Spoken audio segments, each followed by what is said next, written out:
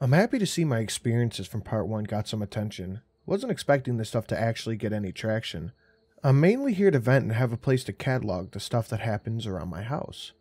People seem to enjoy the part where the naked dude attacked me, then cartwheeled into the woods crying like a baby when I stabbed him. Not sure if he was human or not. Now, I feel obligated to tell more of my experiences. Also, feel free to leave any questions you have, and I will try to answer them in my next post. That being said, if you haven't read part 1, I suggest you go back and read it.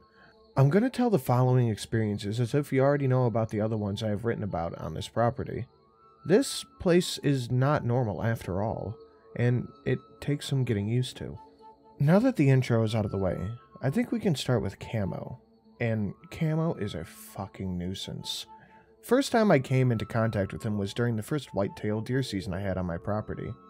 Now, I'm a hunter, but the program that is helping me after the incident said I wasn't allowed to have guns because the noise draws too much attention. Bullshit. I live in the middle of nowhere and there isn't anyone else for miles. Unless you count the Chosen. But I'm pretty sure that the program is worried about them. Luckily, the lady in the tree hooked me up with the .45 caliber I now have in my possession, but didn't have it upon first meeting Camo, unfortunately. Anyway, back to the story. I first saw him when I was walking towards the ladder stand I had set up in a tree to watch deer, since I could no longer kill them. And yes, I could have had a bow, but I'm shit with a bow. I would just risk hurting the animal and not actually killing them, and I don't like the idea of an animal suffering because I couldn't make a shot that would kill it instantly. Now, as I approach my stand, I notice a figure already sitting in it, about the size of a regular human. He was dressed in full camouflage, pants, jacket, boots, hat, face mask, and a backpack. He actually seemed like a regular person, which I hadn't seen any of those in the woods for the entirety of the 4 months I'd been living here. The things that live on this property are generally more extreme, but no matter how relieved I was to see a proper human for once, he was deep in my property and in my hunting stand. I had to get him to leave. I reluctantly shouted over to him, "Hey, you ain't supposed to be here. Time to go, dude." Now, I was about 75 yards away to his left, but I yelled loud enough for him to hear me clearly. He didn't flinch, stayed facing straight forward like a statue. What a prick. Look, try to be creepy all you want, but ignoring someone like that is just rude. I know he hears me. I have no reason to believe he's trying to freak me out because I've made him break character before. So, after I yell and he ignores, I start getting impatient. I yelled the same thing at him again, a little louder, and still ended up with the same response. What a dick. Now, I'm livid because he's making me ruin all the chances of seeing deer this afternoon by making me yell at him. So naturally, I start a brisk stroll over to him and tell him off to his face. Or maybe kick his ass. I already noticed he didn't have a rifle, so I assumed he was watching just like I was planning on doing. Of course, he could have had a concealed handgun, but I'm a dumbass, so I didn't consider that. Then I heard the crunch of something under my foot and the sudden sound of rope sliding across the surface at a high speed. I froze for a fraction of a second, and before I could squeak out, "Oh shit!" I'm hanging upside down from my ankle. There was a loop around my leg that held me suspended 7 feet in the air off the ground like a damn cartoon. I was like a fucking Looney Tunes character. I couldn't help but roll my eyes. I immediately knew it was Camo when I look up. Or down? Shit, I was upside down. So I don't really know where I had to look, but I slowly saw him climbing down the ladder. Like, really slowly. What a dramatic guy.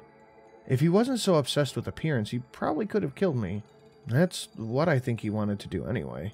There was a machete on his hip that I could now see that the blade was chipped at a way to make it look serrated. It wouldn't have been a very useful tool unless he wanted to use it to inflict pain.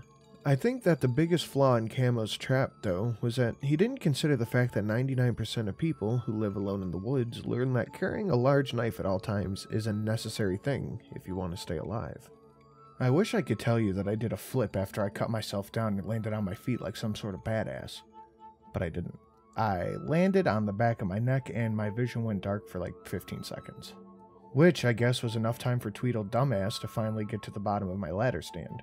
As I stood up, I saw that he was completely still at the base of the stand, still 50 yards away from me, staring at me. I could hear his thoughts from here. Damn, why did he get out? Shit. Then he turned and bolted. This dude was booking. I lost sight of him in less than 30 seconds into my chase, and I had to give up. I need to jog more. And want more, by the time I got back to the ladder, it was already getting dark.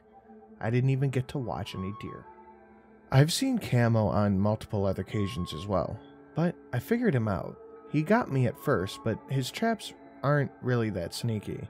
They're elaborate, but not sneaky.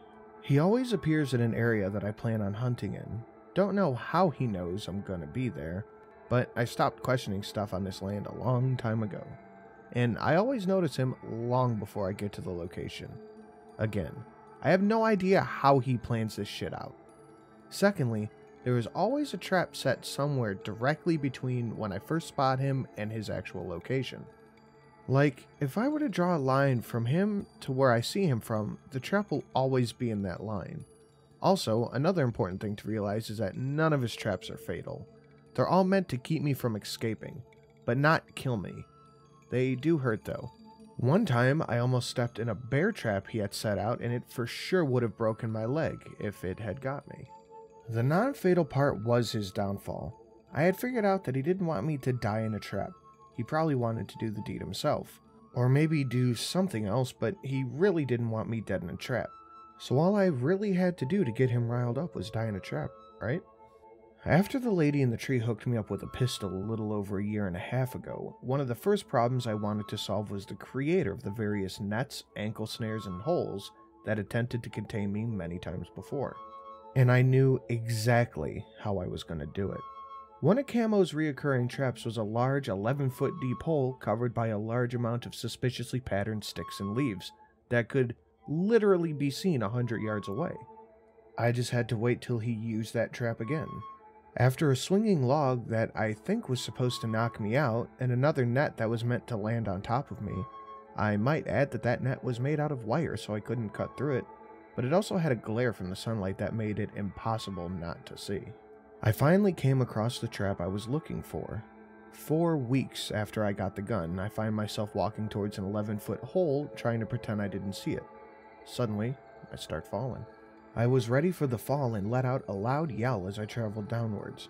As I hit the ground, I stayed as quiet as possible, which was hard considering the broken toe and dislocated knee I just received. Fuck Camo for making me do this. I army crawled to the side of the hole and laid my head against the side to make it look like I had broken my neck. Then I waited. It took 15 minutes for that little prick to dramatically make his way over to me, but I heard him walking up to the edge of the hole. I obviously had to close my eyes and appeared dead. I couldn't run the risk of blinking, but I almost smiled when I heard Camo muttering to himself, "Oh shit, no, they're gonna be so fucking pissed." I took advantage of the moment and quickly opened my eyes and whipped out the pistol, firing 3 shots at him as quickly as I could. I missed with all but one. The bullet met its mark and put a hole in Camo's shoulder, and he let out a garbled scream of nonsense and gibberish, something along the lines of, "You fucking piece of fucking, I can't believe that ass fucking you shit, ah!" He did end up running away, but as he ran, I heard him say, "Fuck this dude. Ah, shit, I'm fucking done." I was laughing my ass off, till I realized I was severely injured and had to climb out of this hole. Good thing it was daytime though, or I might not have noticed the black rope that Camo had lowered into the hole while cursing himself for killing me. I somehow managed to pop my knee back into place after some shit I had seen earlier in life, and climbed out and limped my way back to the house. That was a good day. Broken toes are fucking expensive to get treated though. The best part is, I haven't seen Camo since that day. It actually worked. I wish I could pull something like that off with Skinny. Another thing that I guess I need to explain to all of you is the lady in the tree. I've mentioned her a few times now, and at least some of you are probably wondering about her. I honestly don't know much about her myself, but she is hands down the best thing on this property. My first experience with her was when she healed the broken eardrum that I had suffered when meeting the Banshee down by the creek. It was busted when she screeched really loud, and when I went to sleep I woke up perfectly fine the next morning. I almost thought it was all a dream until I saw the blood still on my pillow and the broken flashlight that I had used for personal defense. Well, I guess this was the first time that she affected me directly, but not the first time she had helped me out. The true first time I didn't realize was her until last night. It was the gun. The gun I talked about purchasing in part 1 wasn't really purchased. I just wasn't willing to admit that I looted it off an old corpse that I had found in an abandoned log cabin in the back of the property. This is an example of how sneaky she is. I only started to wonder if it was her doing while I was recording the first set of these stories, and I started thinking about how good of shape the gun was in. Of course, it was a little dirty when I found it, but it was also in perfect operating condition, and I figured that the skeleton that was clutching it didn't need it anymore. But hell, at this point, I wouldn't be surprised if he came to life each night. Either way, I left the cabin with a new sidearm and 2 boxes of ammunition. I didn't really think too much about it because finding a gun on a body is pretty mild considering the events that go down here on a week-to-week basis.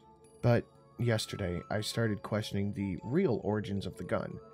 It was so well maintained and new feeling when I got it, but the skeleton looked like it had been there forever. Not to mention the fact that the gun was unloaded and the box of ammunition was unopened. But the skeleton looked like it died holding the gun like it was intending to use it. It didn't add up. So I headed back to the cabin, and I found my answer. Everything was the same when I got there, as it was over a year ago. I mean, nothing had changed. Especially not the body. The exact same as before. I was nervous at first, not because the body scared me, but the joke about the skeleton coming back to life earlier wasn't that far-fetched in this place. I've never seen an undead skeleton, but I've seen other forms of the undead. Maybe I'll tell you all about those experiences some other time. Nervous or not though, I had to confirm my suspicions. I approached the body and started examining the clothes. Just like I expected. The flannel shirt and brown jeans had no tags. Not like they had been ripped out, but like they were never there to begin with. Now, there was one more thing to check. I took out my knife and scraped the blade down the skeleton's exposed arm bone. Sure enough, a shaving fell off. It was wood.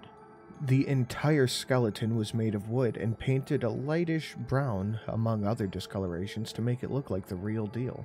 The lady in the tree was very talented when it comes to wood, but she can do so much more. I've only seen her in person 2 times. Once I caught a glimpse of her smiling as she walked into an opening in a tree, only to close the opening with a door that fit so perfectly I couldn't see the edges when I walked up to it. It looked like a normal tree. And the second time was 2 days after I encountered the screeching banshee in the creek. I saw her out the window of my front door smiling in. She winked at me and ducked out of view. I ran to the door to try to see her fully, but when I swung the door open, she was gone into the night. Nowhere to be seen. Which was really annoying. I would almost consider us friends by now, and she still won't show herself to me fully. Now, when I saw her for the second time, I didn't know what or who she was. But when I looked at the ground in defeat, I noticed a small sheet of what looked like homemade paper. On it was a short message that read, "I wish to congratulate you on killing the Keelet. He was bringing evil over the land that was distressing the forest. I don't know how you actually ended him, but I'm happy all the same. I have seen you roaming, and I am certain you have seen me. We work towards the same goal, cleansing this land. My vows as a medicine woman keep me from directly interfering with the creatures of this land, but I wish you luck on your mission, and will support you from the shadows as best as I can. I hope your ear feels better." So, I think the Keelet she was talking about me killing, was the rabid coyote that I had killed a few days before the creek incident. It was hairless and just stared at me through some trees. I think it was trying to intimidate me to leave its territory, so I shot it between the eyes and left. My territory, bitch. But this was the first time I realized that I finally had someone on my side on this land, and that was a relief. She was actually really helpful. Once I got bit by a rattlesnake, and when I came home there was a bottle labeled anti-venom sitting on the kitchen table. Another time I got bit by one of the shadow children while I was hiking, and when I got home there was a bottle of purple liquid in a glass vial in the same place on the table. I honestly expected it to heal the wound or something, but it just made me really drunk. Guess she couldn't help me much that time. She's done other stuff too, but now I'm kinda worried about her. I haven't heard or experienced any help from her in 8 months. I'm worried something got to her. Or even worse, what if she was mad at me? I mean, Skinny almost killed me 6 months ago and she didn't do shit. I've grown to like her and even depend on her a bit. But she's just gone. I think I'll call it quits for this post. but hopefully I can stay alive long enough to post more. The hunt for Skinny continues, and if you don't know who that is, well, shame on you for not reading the first post before now. And if you do know who that is, I would appreciate any suggestions you have for killing him. See you next time. Cole, signing off.